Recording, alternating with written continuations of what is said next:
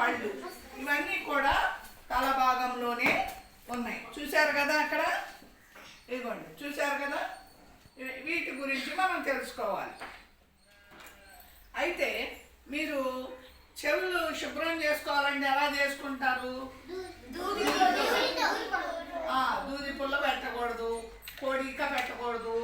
ఇవి చెంప పిన్నులు పెట్టి తిప్పుతారు. కొన్నిసార్లు సువ్వగా ఉన్న వాటి పెట్టి తిప్పుతారు. కూర్చోవాలి.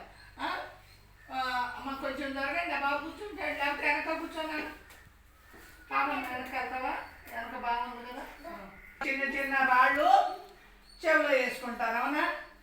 అవి రావు.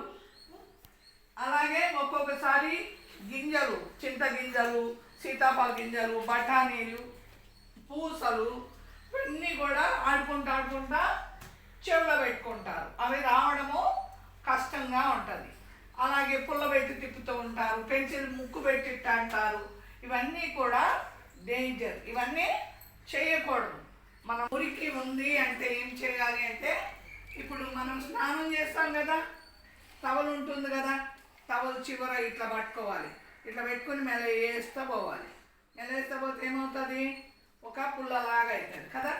ఈ పుల్లని పెట్టి మనం చెవులు పెట్టుకుని తిప్పుకోవాలి. తిప్పుకున్నప్పుడు గుచ్చుకుంటుందా? ఇది గుచ్చుకోదు. ఎందుకు పెట్టుకున్నాడు?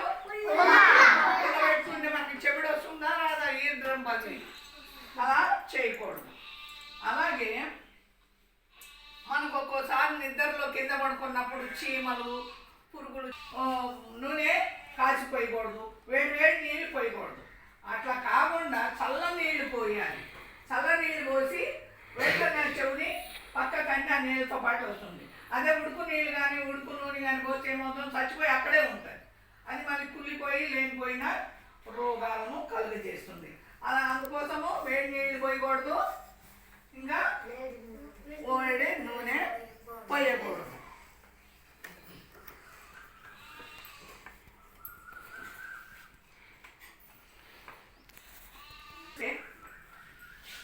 చెవులో ఒక్కోసారి మనకు జలుబు చేసినప్పుడు ఏమవుతూ ఉంటుంది?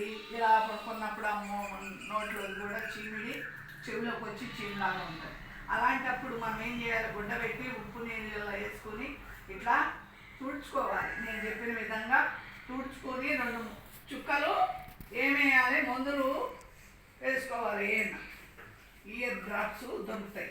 అవి వేసుకున్నాక 2-3 రోజులకి తగ్గితే చీము సరే. తగ్గలేదనుక ఎక్కడ పోవాలి? డాక్టర్ దగ్గరికి వెళ్ళాలి.